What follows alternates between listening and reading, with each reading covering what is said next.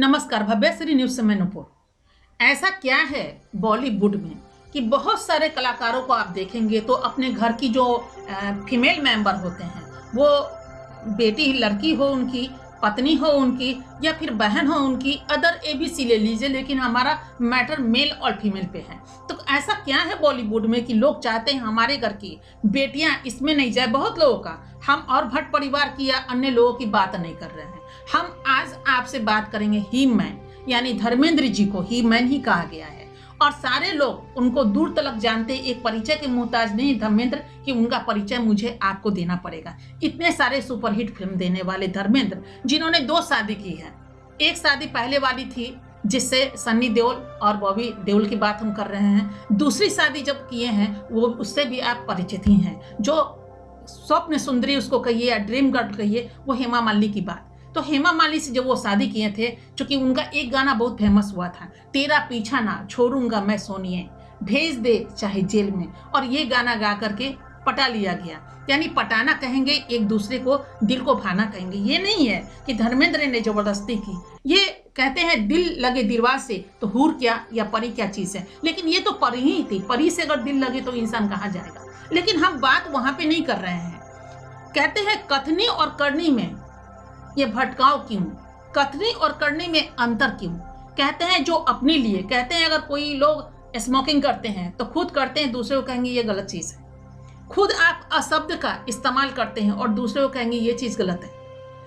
खुद वो काम करते हैं और दूसरे को कहते हैं गलत है। यही बात आ गई है जब हेमा मालिनी और धर्मेंद्र की जो बच्ची है ईशा देओल की बात हम आपसे डायरेक्ट बोल दे तो ईशा देओल चाहती थी कि वो हीरोइन बने, लेकिन उसके लिए धर्मेंद्र कदापि तैयार न थे। और न जाने दोनों में बहुत सारी चीजें आए, आप देख लीजिएगा। चूंकि ये हम आपको सिर्फ लिखित बात नहीं कर रहे हैं, जो हेमा मालिनी और ईशा देओल ने जो खुद अपनी जुबानी कही है। आप कुछ दिन का कपिल शर्मा शो पलट करके देख लीजिए। कपिल शर्मा शो में ईशा देओल आई थी हेमा मालिनी जी के साथ, और ये चीज खुद अपनी जुबानी कही है कि मेरे पापा तो चाहते ही नहीं थे, यानी मेरे पापा यानी धर्मेंद्र जी चाहते ही नहीं थे कि हम पिक्चर में काम करें।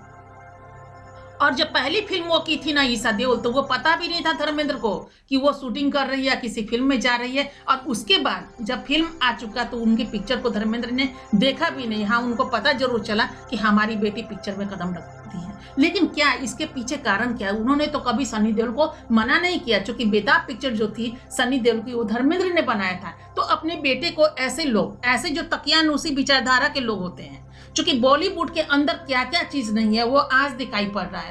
पहले दिखाई नहीं पड़ता था। आज से 20 साल पहले अगर आप देख लीजिए, 15 साल पहले देख लीजिए, तो इस तरह की चीजें दिखाई नहीं पड़ती थी। जहाँ छोटे छोटे कपड़े लोग पहनते, ये अंदर की बातें होती थी। अंदर बहुत कुछ था पहले भी और आज के दौर में ही। फर्क सिर्फ इतना है कि आज दिखाई पड़ रहा है और पहले दिखाई नहीं पड़ता था। लेकिन जो फिल्म इंडस्ट्री में जो लोग थे उनको सब कुछ दिखाई पड़ता था। ऐसा नहीं है, आप देख लीजिए ना। आपको हम पिक्चर बात कर ले राज कपूर जी की, आज दूर दूर तक राज कपूर जी का नाम है। और लोग कहते हैं एक मिसाल के तौर पर, अभी जब भी उनके पोता आते हैं या फिर जब भी उनके लड़के आते हैं तो ये बात चलता है राज कपूर परिवार, यानी कपूर परिवार। कपूर परिवार के लोगों में ऐसी मानसिकता क्यों थी कि लोग चाहे कपूर जी, यानी कि हम राज कपूर जी की बात कर रहे हैं, जिसे लोग राज कपूर साहब भी कहा करते थे, हम उनकी बात कर रहे हैं। उनमें ऐसा क्या था जो लोग ये सोचते थे कि मेरे घर की बेटियां फिल्म इंडस्ट्री में नहीं जाए। क्यों? आप तो खुद ही निर्माता है, खुद ही निर्देशक है, खुद ही एक्टर हैं, तो फिर ऐसा क्या था, क्या है अंदर जो आप नहीं चाहते थे।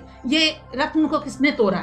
ये तोड़ा आपको उनकी पोती ने, रणधीर कपूर की बेटी करिश्मा कपूर, पहली लड़की है। आप पन्ना पलट के देख लीजिए जो फिल्म इंडस्ट्री में आई है, वो भी कब, जब राज कपूर साहब इस दुनिया से चले गए, तब उनका कदम फिल्म इंडस्ट्री में पड़ा। लेकिन इसके पीछे क्या कारण है?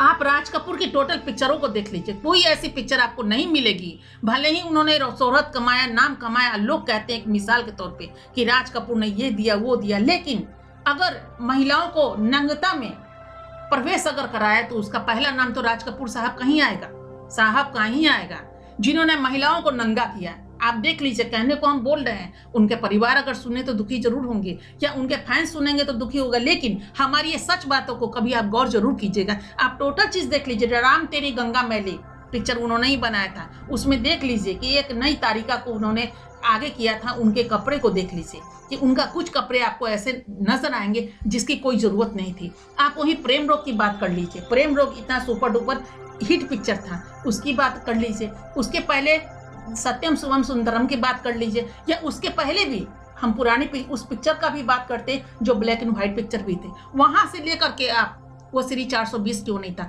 हर चीजों को आप देख लीजिए जिसमें वो एक्टर थे, डायरेक्टर थे या निर्माता थे, जो भी चीजों को यानी कि हर चीजों में, चूंकि आप जानते हैं कि वो निर्माता भी थे, निर्देशक भी थे और एक्टर भी थे, टोटल चीज, बहुत सारे स्टोरी राइटर भी हैं, बहुत सारे डायलॉग्स भी राज कपूर जी का लिखा हुआ है। तो आखिर क्यों लोग अपनी बेटियों को आगे नहीं आने देना चाहते थे? इसके पीछे यही कारण था कि मेरी घर की महिलाओं को कोई नंगा ना करे, नंगा प्रस्तुत ना करे, कोई उसको छुए ना। यही चीजें धर्मेंद्र जी में आ गई थी। चूंकि हम बात अभी कर रहे थे धर्मेंद्र जी की, ऐसी चीजें जो देखने में बिल्कुल बोझ लगते हैं। उन्होंने एक शादी नहीं, यानी उनकी पत्नी, ऐसा नहीं था कि वो उनकी पत्नी गुजर गई थी, इस दुनिया में नहीं थी, नहीं वो थी, और उसके बावजूद वो उन्होंने उनका दिल हेमा मालिनी पे आया और हेमा मालिनी से उन्होंने धर्म परिवर्तन करने के बाद शादी किया था। क्यों किया? अब वही अपनी बेटी ईशा देओल को क्यों मना करेंगे कि आपको फिल्म इंडस्ट्री में नहीं जाना है? आपका दिल किया आप 2 शादी कीजिए, आपका दिल किया आप 3 शादी कीजिए, आपका दिल किया फिल्म इंडस्ट्री में आप काम कीजिए, लेकिन वही चीज जब बच्चे हो जाते हैं बड़े तो आप उनको मना करते हैं। क्यों मना करते हैं? कहते हैं ना, आप उस रास्ते में मत चलिए, बच्चे खुद व खुद उस रास्ते में नहीं जाएंगे। लेकिन आप अगर चाय पियोगे और बच्चों को कहेंगे कि नहीं चाय अच्छी चीज नहीं है, बच्चे क्यों नहीं, बच्चे तो सोचेंगे ना जब मेरे पेरेंट्स पी रहे हैं तो फिर हमको क्यों मना कर रहे हैं। जरूर आप कहेंगे आग में हाथ मत डालो, जल जाएगा, लेकिन बच्चे भी तो सोचेंगे आग में क्या वाकई हाथ जल जाता है, जरा हम भी देख करके। कितने लोग आपका बात मानेंगे? यानी आप भले ही आज एक ऐसे कलाकार की हम बात आपसे कर लेते हैं, नाम लेना शायद उचित नहीं है, लेकिन ना भी नाम ले तो भी आप उस शख्स को पहचान लेंगे, या उस जो भी अपना शोहरत कमाया उस उनको आप बखूबी पहचान लेंगे। उन्होंने भी इतना ज्यादती करा अपने बच्चों पे और फिल्म इंडस्ट्री में आने ही नहीं दिया। बिल्कुल उनका पैर पकड़ के, उनके बेटे तो हैं फिल्म इंडस्ट्री में, हीरो बन करके उनको प्रस्तुति मिला है, लेकिन वहीं अपनी बेटी को बिल्कुल विवाह करके 9-2-11 कर दिए थे। और इसमें बहुत बारी चीजें आई, उनके दिल टूटे, बच्चे के दिल टूटे, चूंकि उनकी बेटियां भी चाहती थी कि नहीं हम फिल्म इंडस्ट्री में आए, पापा हम भी हीरोइन बनेंगे, लेकिन पापा ऐसे तकियानुसी विचारधारा के थे कि बिल्कुल उन्होंने रोक लगाया। चूंकि बेटी जो होती है ना, वो पेरेंट्स के अंदर की चीजें होती है, आप जैसा चाहे, चूंकि कम से उम्र में अगर शादी कर दे, आदमी का एक उम्र आता है, हम ये नहीं कहते आपको, जब बेटियां जब हो जाती हैं 25-30 वर्ष की, तो उस समय तो बिल्कुल बुद्धिमान होती हैं, तो आप पे दबाव भी डाल सकती है, नहीं पापा हम ये चीज करेंगे। लेकिन अगर 16, 17, 18 की उम्र हो ना, 20 के अंदर वाली उम्र में, ये चीज आपसे कोई बगावत नहीं कर सकता। और आप जब पेरेंट्स बनते हैं ना, तो ये बगावत करते हैं और बिल्कुल बेटी को उस अनुसार करके विवाह करके 9-2-11 कर देते हैं। उसके बाद आज वही दौर आ गया है कि हाथ पकड़ कर आप बेटी को तो सामने पब्लिश कर रहे हैं और सोच रहे हैं कि कोई आगे बढ़ जाए ताकि हम उसको फिर उस आसमान में बिठा दे। जहां आपकी मानसिकता नहीं थी, वहीं आपका आज क्यों मानसिकता आ गया है कि बेटी को आप आगे नहीं लाए, लेकिन बेटी को आगे लाने के दौर में आप गुजर रहे हैं, हर दिन गुजर रहे हैं। क्यों ऐसा क्यों होता है? फिर हम आएंगे धर्मेंद्र जी पे।